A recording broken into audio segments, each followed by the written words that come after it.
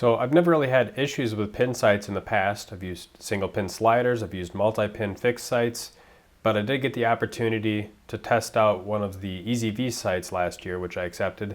It was an older model of the sight, which I got from Troy, aka the Ranch Fairy on YouTube. So while there are some ergonomic differences between the sight that I used and the current one, the concept is exactly the same. And after the season, I ended up buying one of the newer ones so I could return the loaner and show you guys an accurate representation of the sight. It's marketed as a bow hunting sight with simple, robust construction, the ability to accurately aim at animals of unknown distance without the need for a rangefinder, and the ability to help people who suffer from target panic. First, let's go over the construction of the current version and what's included in the box. The package itself comes with a series of different inserts. Those inserts are designed to be used with different speeds. They're all mathematically calculated, so they have a little bit different shape and a little bit different spacing between the tick marks. You also get the sight itself. You also get a sample target to help you sight in instructions, and a little cheat sheet if you already have a multi-pin sight to be able to help more quickly choose the right insert. The sight weighs 6.6 ounces according to my scale. And if you look at the fit and finish, I do actually like the coating and the way that this thing finishes off. There's really no sharp edges. It's smooth, pretty much exactly what you'd expect from a well-manufactured sight. Adjustment-wise, this sight is really simple. There's only a couple different adjustments you can make. You can, of course, loosen this bolt right here. That allows you to raise or lower the entire sight housing. And then you have this little additional set screw in the front that allows you to move the sight housing in or out, as well as kind of twist it in that axis. And that brings up one additional point that's kind of interesting. The same Allen wrench that you would use to attach the sight to your bow is the exact same Allen wrench that you use for any of the other adjustments. Really, if you want to have extra peace of mind, you could just take one of those little individual Allen keys and just tape it to your bow, so if you ever need it in the field, you have it. And here we have the cheat sheet. You can just take your old multi-pin sight if you have one that's already set for your speed and just match it up with one of these indicators on the cheat sheet, and that'll tell you, like for this one, number 13 would be a good match for what my pins were previously set at. And then here's the target face that comes with the sight. So if you look at this target face, there's two little white triangles on either side of the vital area. And what you would essentially do to be able to zero the sight is you would set this up at 20 yards and then just use the top set of tick marks and just adjust those until you're ending up hitting in the center of the target. And then your 20-yard pin is on. Now, if you're starting totally from scratch and you also didn't know which insert to use, after this step, you would be able to sort of back up to 30, 40, 50, check those tick marks. The sight-in process for me was extremely quick. Essentially, I just used that cheat sheet. I matched it up with the pins that I already had on my multi-pin sight, checked it at 20, checked it at 60, and it was dead on right away. So I didn't really have to do any other adjusting. I was totally set up in about 5 minutes, which was nice. Now, the whole idea for this sight is based on stadiametric ranging, which has been used in military in the past. It uses mathematics to provide a scale with which you can reference against objects of known size. The more consistent the size of the object, the better the results. Consider a sniper using a door frame as a fixed size object, for example. Of course, all deer, elk, and bears aren't the same size. They vary based on age and geographic location. When Aaron Lasko, the creator of this site, was doing research for the idea, he took a ton of measurements of various animals out in Yellowstone and discovered that the width of the vital zone on animals didn't vary nearly as much as the height or the back-to-belly measurement did. That's what makes this sight a little bit different than some of the other ranging sights out there. If you can frame the width of the vitals in the V, the ranging should be either spot on or close enough that you'll still end up easily in the vitals, off by maybe an inch or two high or low. For practicing, ideally, you're able to practice with life-size 3D targets, or at least animal printout targets. If you utilize the tick marks printed on the sight, which effectively act as pins, you can shoot at whatever you want. My local range has mainly ring-based targets and also small spot-like targets on bales. With the bullseye style targets, after finding the right ring that matched up with the V, I was able to frame that ring to shoot instead of trying to center the dot between the tick marks. When shooting like this, my groups were very similar to the sizes of the groups with a pin sight. When I would use the tick marks to shoot at spots, my vertical spread was similar to pins. At close ranges, like 20 or 30 yards, my left and right was a little bit worse than pins, but at longer ranges it tightened back up because there was less of a gap between the left and the right tick mark. But of course, this isn't a sight that's designed to shoot at spots, it's made to shoot at animals. So of course I did use this sight throughout the entire bow hunting season last fall. A couple of the things that immediately kind of stood out to me. Number one, I really liked the simplicity of the design and how robust the construction is. I really felt like I could give my bow a true beating and I wouldn't have to worry about either a pin breaking with the fiber optic or the sight getting bumped or vibrated out of place. It really gave me a lot of peace of mind just with how robust that whole thing was. It was also pretty easy to see in low light because of that bright yellow plastic that it's injection molded with, at least on that insert. Now, since I had limited time to actually practice with 3D targets throughout the summer, every time I had a deer come through, what I would do is I would practice aiming even if it wasn't a deer I intended on shooting. So I'd practice framing that V, looking at the tick marks, and then using a rangefinder after the fact, I'd sort of correlate to see if I actually was right or if I would have been off by a little bit. You know, a lot of these times these deer would come through between 20 and 35 yards. It was never off by more than maybe a yard or two. On one longer shot opportunity in particular, I was basically walking into an oak flat on the way to a tree I was going to climb, and I ended up walking up on a doe and a fawn. And I used a rangefinder ahead of time because I had the time to do it. They had no idea I was there. So I just used that rangefinder to get a range. It was about 45 yards.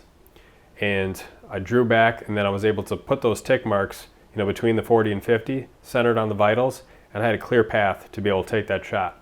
But one thing I was still able to do because those tick marks were there is I was able to look at the 30-yard tick marks, look at the 20-yard tick marks, and they were obstructed, right? So between me and the deer, there was branches that I would have hit, and I was able to tell that because just like I would have with pins, I was able to look at those other tick marks. So what some guys like to do with this sight is they like to turn it around so you can't see the tick marks, you can just see the yellow V, and you're losing that advantage of being able to sort of reference the tick marks when there's a lot of potential obstructions.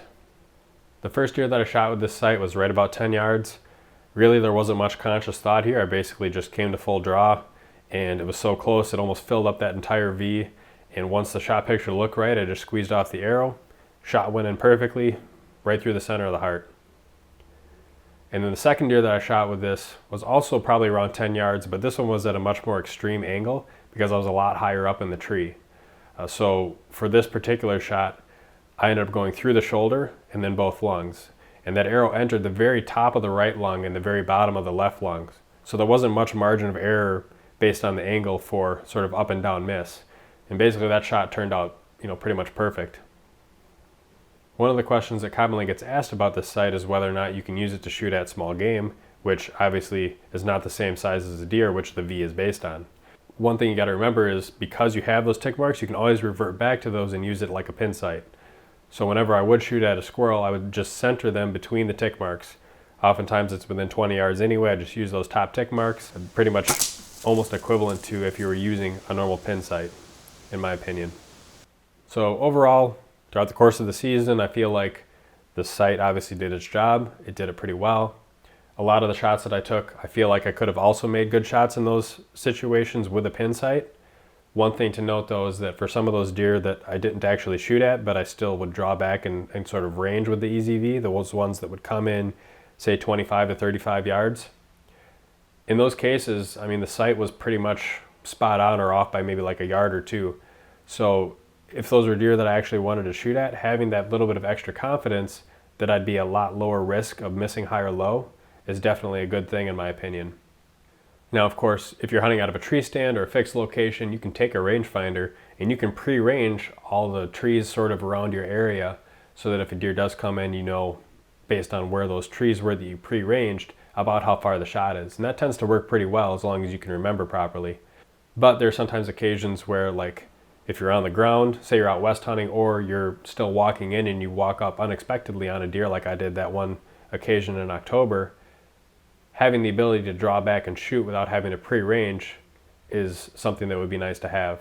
There are also scenarios where you might have a doe come through at a certain yardage and it walks past a tree and you know how far about that doe is, and then the buck comes in the heat of the moment you assume that he's right along that same trail as the doe was, you draw back, but maybe he's actually about 7 or 10 yards further, and because you're full of adrenaline you don't realize it, all of a sudden you take that shot and you could miss, right? These are things that happen in the real world that you don't necessarily plan on. With my bow setup, I like using a Peep sight. I'm using a 1/4 inch Peep sight, and it seems to work pretty well with the size housing that comes with the EZV. There are some guys, however, that like to use it without a peep sight. They'll just use a kisser button on the string. You're at a little bit lower risk of either having your peep come back out of rotation, and you're gonna have a little bit better advantage in really low light scenarios. I don't feel like that is the most accurate way to shoot it for really long distances, however. So that's why I kind of still prefer the peep sight. It gives me a little bit extra confidence. Overall, for this sight's ranging capabilities, I think if you're using it for shorter distances, say you're under 40 yards, I think it's very good.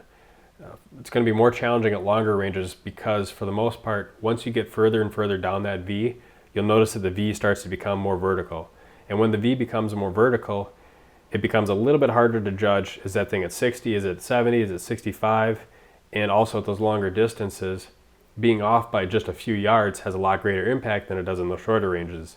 Of course, it's ultimately always going to be up to the shooter's ability to correctly frame the size of the vitals, right? So the better that the archer is at doing that, the more accurate the sight's going to be. The worse that the archer is at sort of framing the vitals correctly and maybe looking at the animal in 3D to see exactly how that framing needs to be, especially at maybe like a quartering away angle or a quartering to angle, it's still something that requires shooter input to be the best it can be.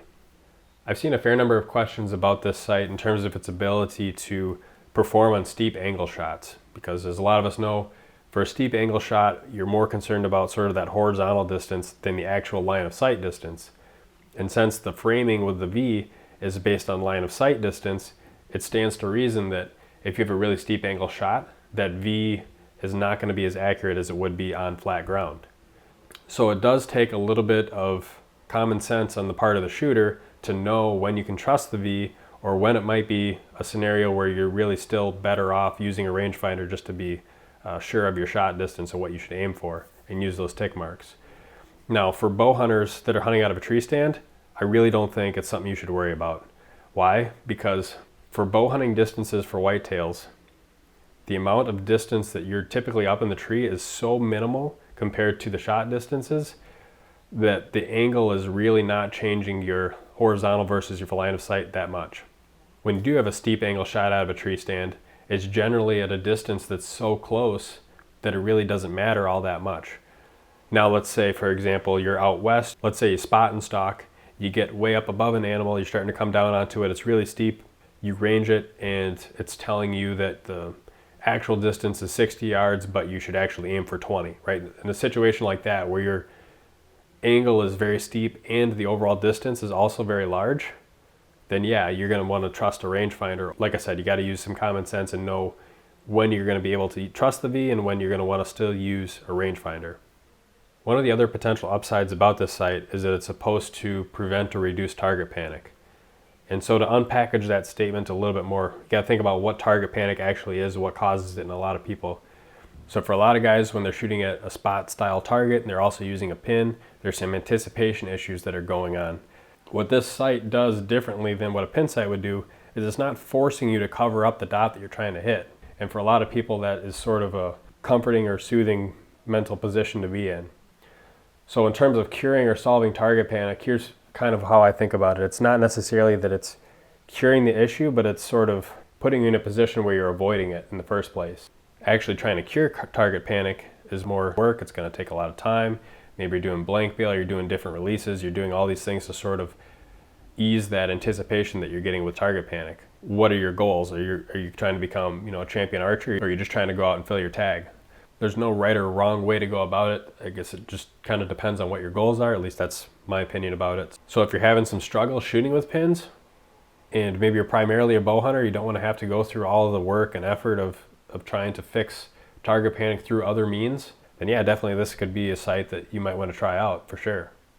So to sum up my overall thoughts about the sight, I think the EZV sight is a great sight for bow hunting. It's simple, it's super easy to set up, it's easy to use. Some people have even called it kind of like the whisker biscuit of bow sights. It's very durable. I prefer to use a pin sight for target shooting, just kind of my personal opinion. For bow hunting, I like pins or the EZV sight. And in fact, I'll probably continue using the EZV sight just because it gives me that extra advantage of really being able to have confidence on the ranging of sort of those short to medium shots. For long range shooting, I would still prefer to use pins, like say over 80 yards if you'd like to practice that far. For one, because you have extra travel with the pin sights, but then also as you get kind of down to that bottom edge of that V, you're covering up a lot of the target, right? So you're actually only seeing a small sliver of what you're trying to shoot at, and then on either side of that little sliver, you've got a bunch of yellow. One thing that would be interesting to see is if they made a version of it that had a lot thinner V, so there wasn't as much plastic there, especially at sort of the bottom edge of the V, where you get into those longer ranges. Would I leave the rangefinder at home and just use the sight? I'd say if I was bow hunting for whitetails, yeah, probably. Because it's great for those 40 or 50 or under yard shots to be able to sort of frame everything up and be able to shoot. At the longer ranges, I would still say if I was going out west, then I would still bring the rangefinder, just because I feel like at those longer shots, it's a lot harder to sort of match the vertical section of that V, and the impact of being off by just a couple yards is a lot greater. So if I knew I was going to take a long shot, I would still be bringing the rangefinder with me.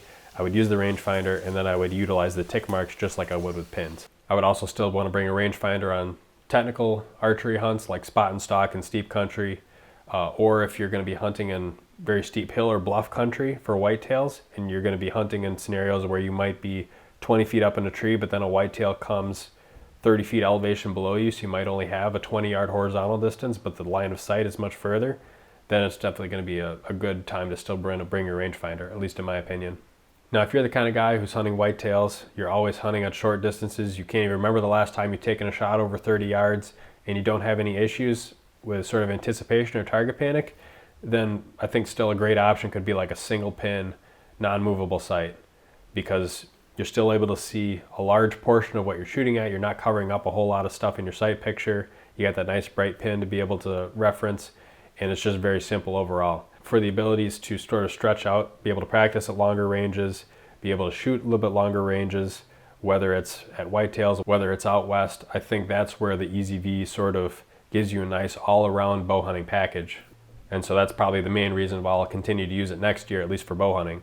I'll still be keeping my pin sights, I won't be throwing them away or selling them, but I'll probably just keep them rigged up on bows that I only intend on shooting targets with.